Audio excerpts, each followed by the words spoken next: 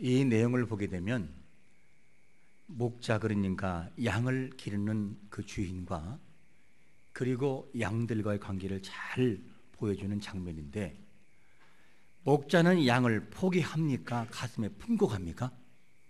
품고 가는 거죠. 그러니까 양의 목자 되시는 예수 그리스도, 우리 하나님께서는 지친 영혼들을 마음에 품고 그 나라로 들어가도록 인도하신 분인 것을 믿으시기를 축원합니다. 우리는 살다 보면 우리가 원치 않게 지칠 때가 있어요. 많이 힘들고 지치고 그리고 포기하고 싶을 때가 있을 때가 있지요. 삶에 지치기도 하고 여러 가지 비전이 이루어지지 않아서 힘들고 어려울 때가 있어요. 그럴 때 놓고 싶을 때에도 하나님은 우리를 포기하지 않고 당신의 거룩한 품에 우리를 안아 그 나라까지 들어가게 하시는 것이 하나님의 사랑인 것을 믿으시기를 축원합니다.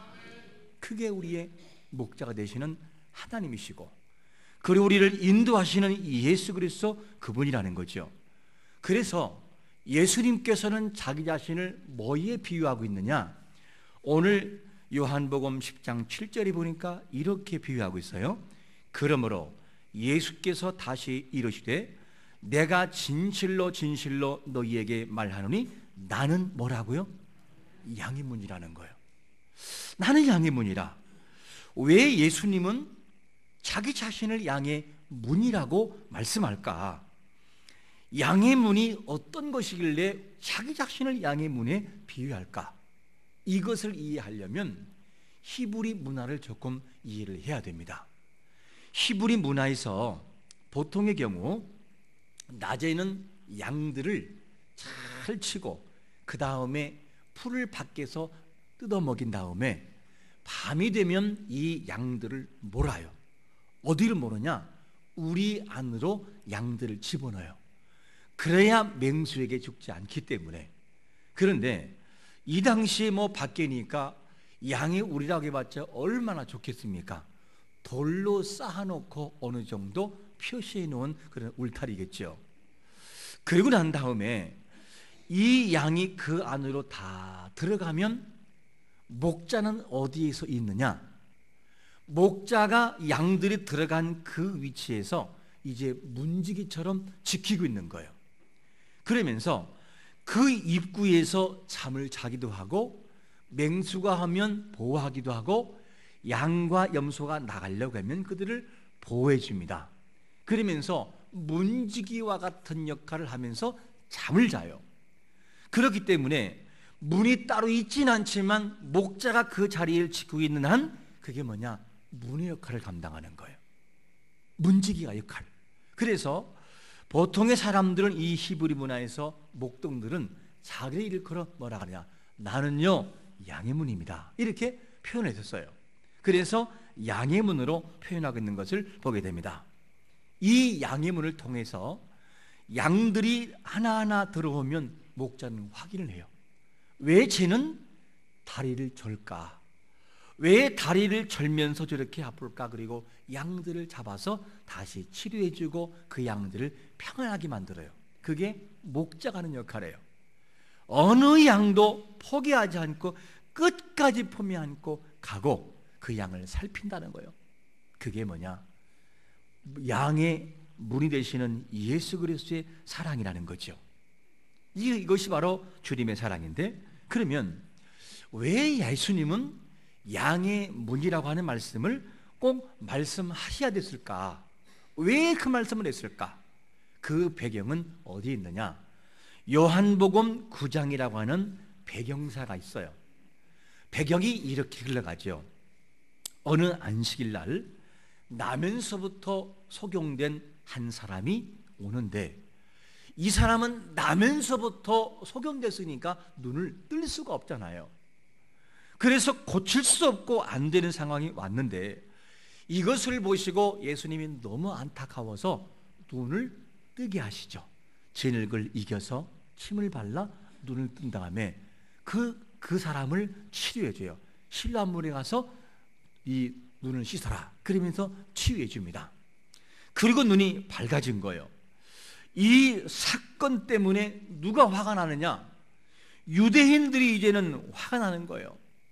저 사람은 메시아도 아니고 하나님의 아들도 아닌데 메시아만이 하는 일을 그가 하고 있으니까 화가 나가지고 터집다는데 뭐라고 하느냐? 저 사람이 안식일 날 저희를 행했으므로 저는 죄인이고 하나님의 아들이 아니라 이러면서 트집을 잡기 시작을 하는 거예요. 그러면서 이 소경에게 묻는 거예요.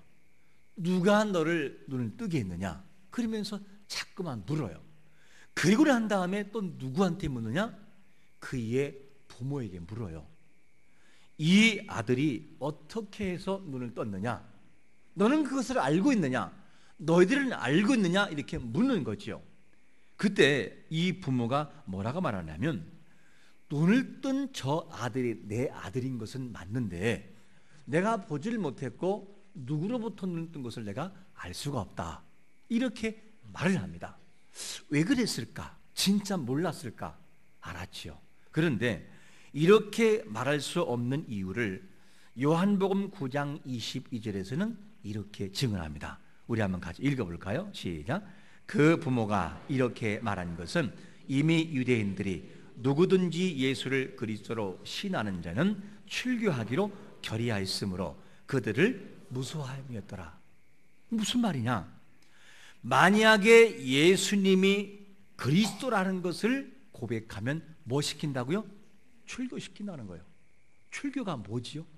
출교가 성도에게 가장 무서운 벌이에요. 징계 중에서. 무슨 말이냐? 출교는 그 사람은 당신은 더 이상 신자도 아니고 당신은 이방인입니다 하면서 내쳐버리는 것이 출교예요. 굉장히 무서운 벌이죠. 그런데 누구든지 예수를 그리스도라고, 누구든지 그리스도라고 신하는 사람은 출교하고 그랬으니까 너무나 무섭잖아요. 이게 완전히 매장되는 거니까. 그러니까 이 부모가 그 아들이 예수님을 통해서 눈뜬 것을 알지만 감히나 무서워서 말할 만한 자신감이 없었어요. 그래서 내가 저 아들이 내 아들인 건 알고 있는데 누구인지 잘 모르겠다, 이렇게 말했던 거죠. 왜 이게 이렇게 중요한 사건이냐면, 히브리 문화에서 눈을 감은 자가, 즉 눈을 못 뜨는 자가 눈을 뜨는 것은 뭐를 인정하는 것이냐? 메시아라고 하는 것을 인정하는 거예요. 메시아. 그래서 예수님께서 마치 옥에 갇혀있던 이 요한에게, 그리고 그를 바라보면서 진짜 메시아가 맞느냐, 이 문제를 가지고 의심하는 그들에게 어떤 것을 가지고 요한에게 전달하냐면 이렇게 메시아성을 증명합니다. 누가복음 7장 22절에 보니까 예수께서 대답하여 이르시되 너희가 가서 보고 들은 것을 요한에게 알리되 맹인이 뭐 한다고요? 보며, 못 걷는 사람이 걸으며, 나병 환자가 깨끗함을 받으며, 귀먹은 사람이 들으며, 죽은 자가 살아나며, 가난한 자에게 복음이 전한다는 거예요. 이게 무슨 말이냐? 구약에서 이미 오실 메시아를 예언할 때 이 현상들, 금방 말한 그 모든 것은 누가 하는 것이냐? 앞으로 장차 이스라엘을 구원할 메시아가 와서 이런 일을 행하겠다는, 이런 일을. 그러니까 여기서 맹인이 본다, 안질병이가 걷는다, 나병 환자가 낫는다, 귀먹은 자가 들은다, 죽은 자가 살아난다, 가난한 자에게 복음을 전해지는 것은 누구냐? 메시아가 와서 이런 일을 할 것이다. 그런데 그 중에 맹인이 눈을 뜬 것은 뭐냐? 메시아가 하는 사역 중에 한 부분에 속한 부분이기 때문에 만약에 저 예수가 저 맹인을 눈을 뜨겠다라고 하는 것을 알게 된다면 뭐가 돼요? 스스로가 메시아임을 입증하는 것밖에 안 되는 거예요. 그러니까 감히나 이것이 두려워서 말을 못하고 있던 것을 보게 됩니다.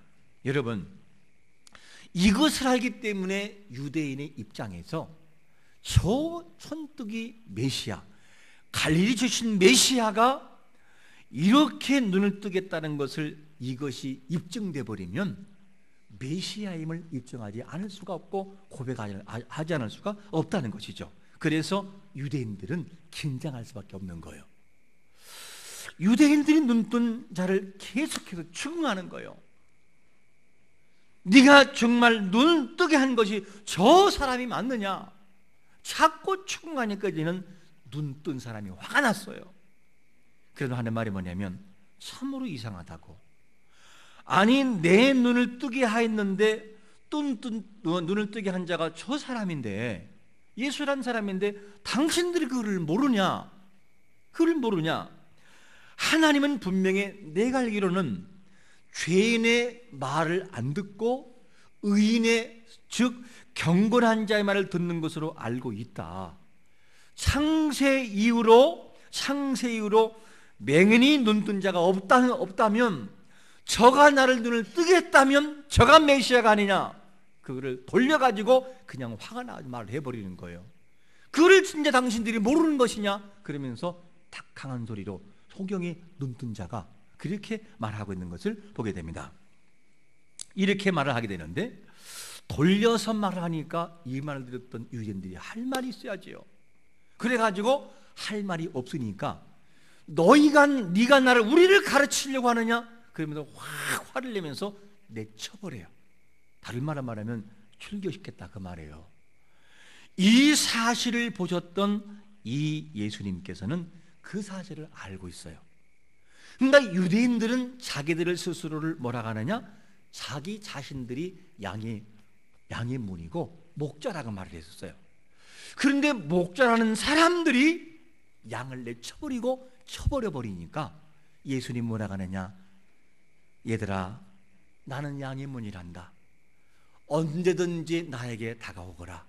내가 너희를 안아주고 내가 너희를 치유하며 내가 너희를 낫게 하는 양의 문이란다. 이 사실을 주님께서는 말씀하신 사실이죠. 여러분, 우리 예수 그리스도 그분께서는 지친 영혼을 치유하시며 나약한 자를 강하게 만들고 죽을 영혼을 새로운 생명으로 바꾸시는 생명의 문인 것을 믿으시기를 축원합니다. 그분이 예수님이라는 거예요. 그래서 예수님보다 먼저 온 목자요, 그가 선지자라고 하는 것은 전부 다가 거짓말이고 강도라고 그분께서는 말씀하고 있는 것이죠. 그러므로 구원자는 오직 예수님 그분밖에 없다는 거예요. 예수님 안에 진정한 힘이 있고 영생이 있고 만족이 있고, 그분 앞에 나아가면 진정한 세상에서 얻을 수 없는 큰 행복과 기쁨이 저 밑에서부터 우리에게 다가오는 것을 믿으시기를 축원합니다. 그분 안에, 양의 물이 되신 예수님 안에 이 행복이 있다는 거예요. 이것을 우리에게 말씀하고 싶은 것이죠. 그러면 이 예수님께서, 양의 문이 되신 예수님께서 이 땅에 오신 목적이 뭐냐? 목적을 오늘 본문에서 우리에게 뭐라고 소개하고 있냐면, 요한복음 10장 10절에 보니까 이렇게 소개합니다. 도둑이 오는 것은 도둑질하고 죽이고 멸망시키려는 것뿐이요, 내가 온 것은 양으로 뭐를 얻게 하려고요? 생명을 얻게 하고 어떻게? 더 풍성히 얻게 하라는 것이 그 예수님이 오신 목적인 걸 믿으시기를 축원합니다.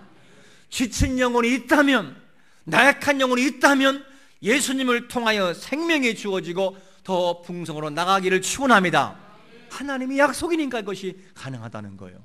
이걸 믿는 것이 이렇게 중요한 거죠. 자, 그러면 우리가 여기서 이런 질문 하나를 해볼 필요가 있습니다.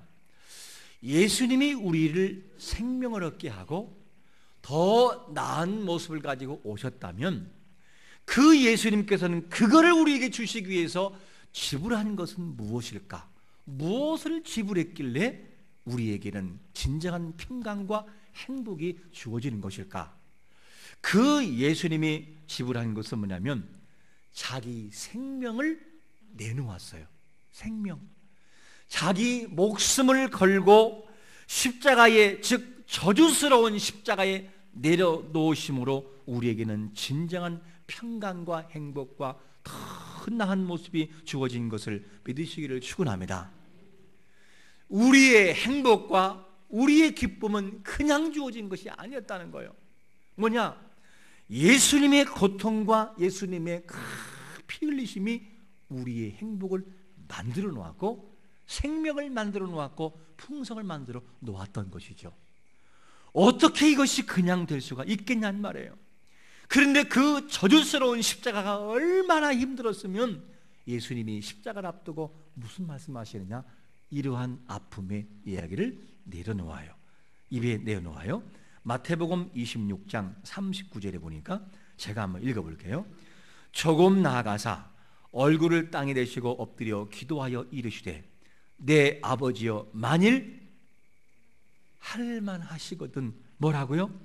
이 잔을 내게서 지나가게 달라고. 예수님은 하나님 자신이세요. 근데 그분께서 모든 것을 참을 수 있고 할 수 있는 그분께서 저주스러운 십자가가 얼마나 고통스럽고 치욕적이면 하나님 아버지 만일 할 수만 있다면 이거를 지나가게 하옵소서. 그러나 나의 원대로 마시고 아버지의 뜻대로 되길 바란다고. 그리고 결국 그 십자가를 지시는 걸 봐요. 이것이 뭐냐? 저주스러운 십자가였어요. 이 십자가의 고통이 그분을 통하여 주어졌기 때문에 우리에게는 무엇이 있느냐? 생명이 있다는 거예요. 영원한 생명. 그분의 지불하신 십자가가 우리를 더 나은 풍성으로 만들어 놓았다는 것을 우리에게 말씀해 주고 있습니다. 여러분, 처절한 십자가의 고통을 통해 우리가 더 나은 행복으로 나가는 것을 믿으시기를 축원합니다. 그분의 십자가가 우리를 만들어 놓았다는 거죠. 그렇기 때문에 이사야 53장 5절에서 뭐라고 말씀하냐면, 우리 한번 천천히 읽어보겠습니다. 시작. 그가 찔림은 우리의 허물 때문이요 그가 상함은 우리의 죄악 때문이라. 그가 징계를 받음으로 우리는 평화를 누리고 그가 채찍에 맞음으로 우리는 마음을 받았도다. 할렐루야. 그분의 고통과 아픔이 우리를 회복했다는 거예요. 여기 계신 모든 분들 이 말씀 그대로 그분의 찔림으로 허물과 모든 걸 용서받았고 그가 징계를 받음으로 평화를 누리는 것처럼 예수님의 보혈의 은혜가 여러분들의 육신의 질병을 치유하는 역사가 있으시기를 축원합니다. 영적인 질병에서 예수님의 보혈이 여러분들을 자유하게 만들기를 축원합니다. 그분이 하시면 안 될 것이 뭐냐는 거예요. 하나님이 하시면 한순간에 모든 병도 치유함 받고 회복이 있다는 거예요. 이걸 믿는 것이 참으로 중요합니다. 우리의 행복, 우리가 행복할 수 있으면 절로 된 것이 아니라 그분의 십자가의 고통이 우리를 그렇게 만들어 놓았고 회복시켜 놓았다는 거예요. 이 사실을 믿으면서 양의 문이 되시는 예수 그리스도만이 우리의 구원자가 되시오 우리의 삶의 주인 된 것을 바라보고 한 주 동안도 고난이라는 것이 무엇인지를 기억하고 모든 고난이 예수님을 통하여 생각하고 재해석될 수 있는 성도가 되시기를 예수 그리스도의 이름으로 축원합니다. 아멘.